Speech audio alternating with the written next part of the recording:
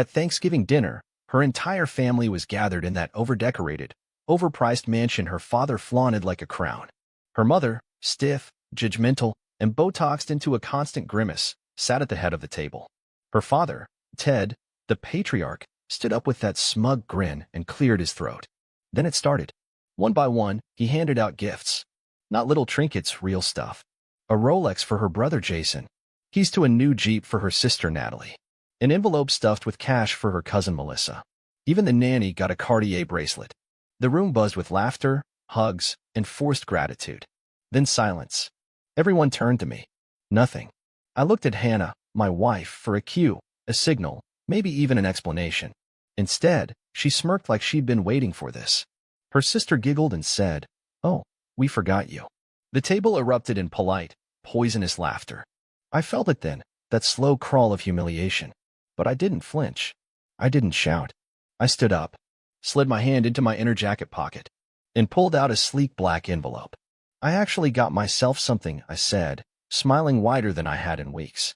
The room fell dead silent. I slid the envelope across the table. Her father picked it up, eyebrows raised. He opened it. Inside? Proof of my acquisition of Trident Systems, the tech conglomerate he'd been trying to buy for years. The one that beat his bid by just enough to hurt. That was mine now. My voice cut through the stunned silence. Guess the joke's on someone else. They all stared at me like I had just detonated a bomb under their precious family tree. But that was just the beginning. See, that was the moment they all realized something had changed. And they had no idea what storm was really coming. Because the moment Hannah started sleeping with her yoga instructor, she thought she was playing me. She didn't know I'd been watching for months. She didn't know I already knew. And now? Now, I was ready to make every single one of them regret underestimating the man they refused to give a gift to. This wasn't just payback. This was the overture. The dinner wasn't the story. It was the opening scene. Her father's hand trembled slightly as he set the envelope down. His eyes flicked from the document to me, trying to mask the disbelief, but he couldn't. Not even close. Natalie, the one who'd laughed the loudest, sank back in her chair like gravity suddenly tripled. Hannah, though. Hannah didn't break. She just blinked slowly, as if she hadn't quite processed it, and then whispered, "What is this?" "You can read," I said, calm as a winter lake. "You tell me." She reached for the envelope, pulled out the papers, and skimmed. When she reached the bottom, her entire face changed. Her smirk shattered. Her jaw clenched so tight I thought she might break a tooth. This isn't possible. You don't have that kind of money." I leaned in just enough for her to feel the heat in my voice. "You have no idea what I have." And that was true. She never asked. Never cared to learn how many nights I stayed up planning, building, taking risks, bleeding for it all. She just liked the results. The houses. The first-class flights. The dinners. The glow of being a trophy wife to a man who never asked for anything but loyalty. And she couldn't even give me that. Weeks before that Thanksgiving ambush, I had already found the messages. I wasn't snooping. I wasn't even suspicious. She left her laptop open. I walked past. And then I saw the name. Zach. That name haunted me. Zach wasn't her friend. He wasn't our friend. He was a 27-year-old, tattooed grifter who taught Pilates and didn't own a car. I clicked. I scrolled. I read everything. Messages so detailed, so raw, they made my blood boil and my stomach turn inside out. They laughed about me. About my routines. My work. My predictability. She called me her backup plan. Said I would never find out. She even joked that if I did, I'd probably thank her for the upgrade. I didn't confront her. Not then. I waited. I watched. I smiled like a man with no idea his home had already been burned to the ground. But I was building something else, quietly, carefully. I started pulling assets. Talking to lawyers. Restructuring companies. Cutting deals behind closed doors. I wanted her to feel safe. I wanted her to feel clever. Because the higher she got, the harder she'd fall when I pulled the floor out. And Thanksgiving? That was the day I yanked the rug. After dinner, as everyone tiptoed around the sudden mood shift, I walked out onto the patio. Lit a cigar. Let the cold air sting my face. Hannah followed 10 minutes later. "You trying to humiliate me?" she hissed. "You think that was humiliation?" I turned, locking eyes with her. That was the appetizer. She glared at me. "Why now? Why not just leave like a normal man?" "Because I'm not a normal man, Hannah. I'm your husband." That hit her. Not in a romantic way, in the cold, cruel realization that she'd underestimated me one final time. "You're bluffing," she snapped. "You're still here. You haven't filed anything. You haven't done anything." Yet, I cut in. Then I pulled my phone from my pocket and tapped the screen. She looked at it, and her face drained of all color. It was a photo, her and Zach, in our bed, taken 3 days ago. I had installed a new camera under the smoke detector. She never noticed. I didn't even need to say anything. She turned and walked back inside, but not before I said one last thing. "You were the biggest gift I never wanted." Her shoulders tensed. I didn't care. That dinner was the first shot, the declaration, and the war had only begun. The ride home was silent. She didn't say a word, didn't even look at me. She stared out the window like a spoiled child who didn't get her way. I could see the rage bubbling inside her, but there was nothing she could do. Not anymore. When we pulled into the driveway, she didn't wait for me. She stormed out of the car and slammed the doors so hard it rattled. I didn't rush. I took my time. I wasn't in a hurry to deal with her anymore. Inside, she was pacing the living room like a caged animal. "Is this why you've been so calm?" she finally spat. "You've been planning this behind my back?" I dropped the keys on the counter and looked at her. "No. You planned this. I just executed better." She scoffed. "Oh, please. You're not some genius. You're a bitter little man who's obsessed with control. And you're a cheater who thought she could ride 2 horses without getting thrown. How's that working out?" Her face twisted into something I'd never seen before, pure venom. "You were boring. Predictable. Always working. Always planning. You stopped paying attention. You became invisible." I nodded slowly. "And you became exactly what your mother raised. A reflection of her disappointment, just wearing better makeup." That hit. She flinched, but covered it with another wave of rage. "So what now? You gonna cry? Try to make me feel guilty?" "No. I'm going to dismantle you." She laughed, loud, shrill, desperate. "You're pathetic. Do you think anyone will believe you? Do you think anyone cares? I don't need them to believe me. I have proof. And I don't need them to care. Because the lawyers will." Her voice shook a little now. "You wouldn't dare." I stepped closer. "Already did." I walked past her, up the stairs, into the bedroom. I pulled out a small fireproof box from the closet and handed her a thick folder. She opened it. Bank records. Transfer receipts. The prenuptial agreement, highlighted, notarized, and enforceable. My lawyer's summary of her infidelity, dated and backed by evidence. A digital drive inside with full resolution photos and video. I watched her face collapse like a building under demolition. "I'm giving you a choice," I said. "Sign the divorce papers peacefully, take the settlement I'm offering, and leave with your dignity. Or, we go to court, and you walk out with nothing. Not the house. Not the car. Not even your name. Because I trademarked it last week." She dropped the folder. "You're bluffing again. Try me." For the first time, she looked scared. And that's when I realized something. She was never the strong one. She was never the dominant one. She only ever had power because I let her believe she did. The second I stopped playing her game, she was exposed, naked, desperate, fake. I left her standing there, trembling in her designer heels, surrounded by the ashes of her fantasy. Later that night, I slept in the guest room. I locked the door. Not because I was afraid, because I didn't want to hear her voice again. Not until the final nail was in. And as I lay there, staring at the ceiling, I felt nothing. Not pain. Not love. Just clarity. She was done. And I was just getting started. The next morning, I woke up before the sun. Quiet. Focused. I showered, shaved, and put on the same suit I wore the day I closed my first $1 million deal. Power had a look. And today, I wore it. I walked downstairs to find her already awake, sitting at the kitchen table in a silk robe like none of this had happened. She was sipping coffee, eyes red but chin still high, pretending she had some kind of leverage left. "You're dressed like you're going to war," she muttered. I didn't respond. Just placed a manila envelope in front of her and stood still while she opened it. Inside? A clean, final divorce agreement. No media circus. No bloodbath. She could keep her car, some jewelry, and a condo downtown I bought 2 years ago. On paper, it was still under my LLC, but I was offering it up. Generous, even after everything. But the rest? Frozen. Untouchable. She read the numbers. "I'm worth more than this," she said quietly. "You were," I replied, "before you sold yourself for yoga sessions and avocado toast." That stung. She looked away, blinking fast. "You can sign this," I continued, "and walk away with something. or you can drag it out and end up with whatever I decide you're worth after you're humiliated in court.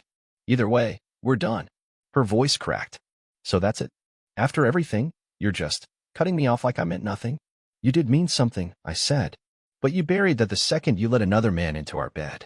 She opened her mouth to argue, but I raised a hand. "No more lies, Hannah. No more rewrites. I gave you loyalty. You gave me betrayal. End of story." For a moment, the room was still. Then she pushed back from the table and stood up, spine straight, trying to look unbothered. But her hands trembled. "I want a lawyer," she said, trying to sound bold. "You'll get one. I'll pay for the first hour. After that, you're on your own." I walked past her toward the front door. "Oh, and Hannah?" She turned slightly, still clinging to some delusion that she could turn this around. "Don't ever confuse silence with weakness again." I left, got into the car, drove away from the house we once called a home, and didn't look back. I had meetings lined up, papers to file, assets to lock down, and a public statement to prepare, because once the dust settled, I wanted the world to know who she really was, in my own words. A few hours later, my lawyer called. She signed. It was over. Just like that. No tears from me. No begging. Only a strange calm. Like I'd walked through fire and stepped out clean on the other side. And for the first time in months, maybe years, I felt free. 2 days passed without a single word from her. The silence was sweeter than I expected. No yelling. No manipulations. No crocodile tears. She stayed locked in that house while I was already 3 steps ahead. I moved into a suite at the Langham downtown. High floor, skyline view, room service at my fingertips. Not because I needed luxury, but because I needed distance. That house had become a mausoleum for everything she killed between us. On the 3rd day, the text started. "Hannah, we should talk." Ignored. "Hannah, you're really going to end it like this?" Read, not answered. "Hannah, you don't even care? After all these years?" She didn't get it. I did care. That's why it hurt. That's why it burned so deep I had to bury every trace of her just to keep breathing. But caring didn't mean forgiving. It didn't mean crawling back to a woman who treated me like an accessory to her lifestyle until something flashier came along. Later that evening, I got a message from Natalie, her sister. The same one who laughed at Thanksgiving. "Natalie, she's not doing well. You should at least check in." I replied with one sentence. She didn't check in with me when she was with Zach. She left me on read. Good. The next morning, I stepped into my lawyer's office with fresh coffee and clearer purpose. We began finalizing asset transfers, property restructuring, trademark filings. Even adjusted the logo of one of my companies, a subtle move, but with a petty twist. The font now mimicked the signature Hannah had tattooed on her wrist when we were still playing pretend love. By noon, everything I wanted locked in was already in motion. By 3 p.m., I got a notification. Hannah had tried to log into one of my business accounts. Denied. At 5:07 p.m., she showed up at the Langham. Reception called. "There's a woman here. Says she's your wife." "She's mistaken," I replied. "My wife doesn't exist anymore." I heard her raise her voice as security guided her out. She was still screaming something when the elevator doors closed behind me. That night, I sat on the balcony with a glass of bourbon, watching the lights flicker over the city. I thought about the man I used to be, the one who believed her lies, who stayed loyal when everything around him was already cracking. And I thought about the man I had become. Not bitter. Not broken. Rebuilt. Better. She didn't take my heart. She sharpened it. Now it was a weapon. A week later, she finally sent something that made me pause. Not a message. A letter. Handwritten. It arrived at the hotel front desk, sealed in a pale pink envelope with her perfume soaked into the paper like it could somehow hypnotize me through scent. I didn't open it right away. I let it sit on the glass table beside my bourbon for 2 full days. Let it stare at me while I closed deals, held video conferences, laughed with clients, and planned the next quarter of my life, a life she was no longer part of. On the 3rd night, curiosity won. The handwriting was still perfect, too perfect, like everything else she curated for the world to see. Inside, the letter was 5 pages of weaponized emotion. Not a real apology. No. Just a calculated mix of self-pity and nostalgia. She wrote about our first date, how nervous she was. About our honeymoon in Santorini. How she cried on the flight home because it felt too perfect. Then she shifted. She talked about being unfulfilled, about how I was too focused on work, and how she felt lonely. She never once mentioned Zach's name. Not once. As if the betrayal wasn't the elephant in the room, it was the wallpaper. The final line? I miss the way you used to look at me, like I was the only one in the room. I just want one more chance to be that woman again. I folded the letter in half. Then I tore it into 4 clean pieces. I didn't even burn it. It didn't deserve the ceremony. The next day, her mother called. That part surprised me. Look, she said, with that tired, brittle tone rich women use when they pretend to care. Hannah's going through a lot. Maybe it's not too late to. I hung up. That night, a new number texted me a photo. Hannah again. She was crying. No makeup. Eyes swollen. Sitting on the edge of our old bed, my bed. The caption was just one word. Please. I blocked the number. This wasn't about pain anymore. This was about control. She thought if she acted broken enough, I'd come back to fix her. But she never realized I didn't marry her to fix her. I married her because I thought she was whole. No? She was just another lesson. That weekend, I flew to Chicago to meet with a private investor for a deal I've been chasing for 6 months. It closed in 3 hours. Over dinner, the investor, an older man named Carl, asked if I had family. Used to, I said. He nodded, raised a glass. Sometimes the best partners are the ones we walk away from. I toasted to that. Later that night, as I stood alone in my hotel room, staring at the city skyline, I felt the weight lift a little more. No more cameras. No more betrayal. No more games. Just me. In the empire I built. Alone, yes, but free. 2 weeks passed. The silence held. Then, one morning, as I was stepping into a boardroom in Manhattan for a quarterly strategy session, my assistant tapped my shoulder. Sir, I think you'll want to see this. She handed me a tablet. Front page of a gossip blog. CEO's scorned ex-wife seen partying with her alleged ex-lover again. There she was. Hannah.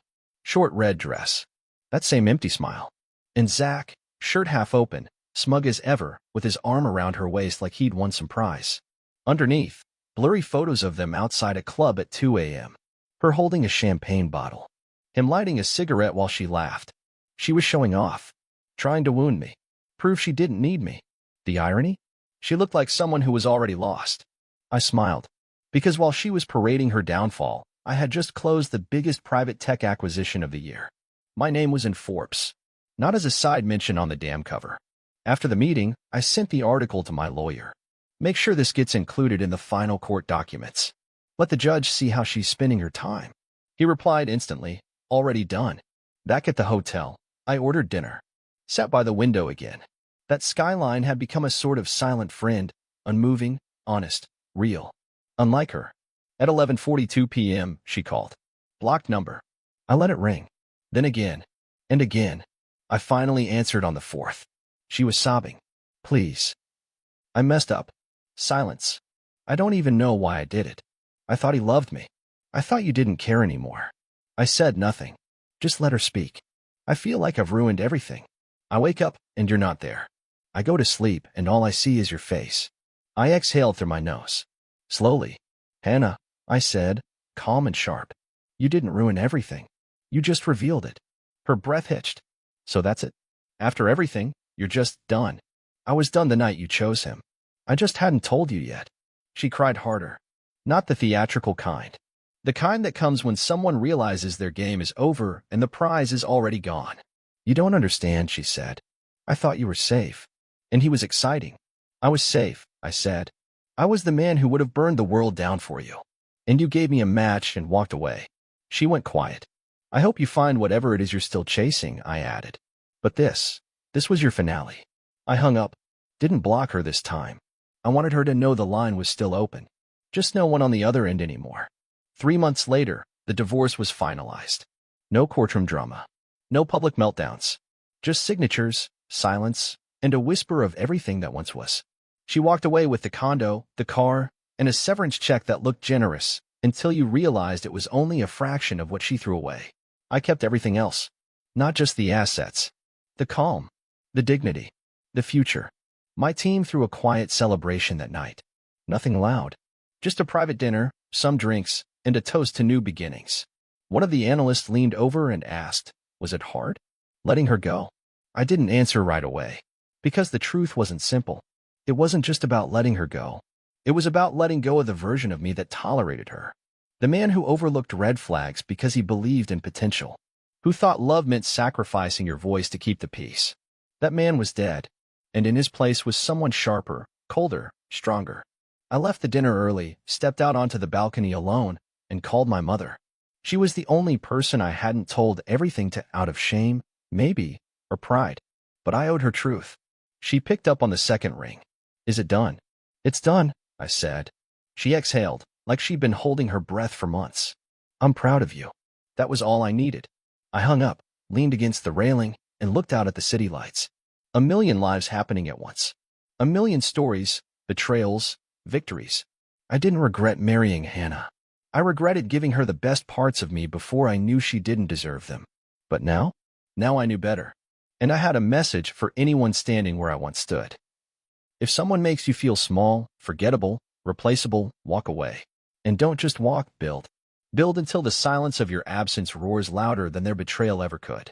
Because revenge isn't fire. It's becoming untouchable. And that's exactly who I am now.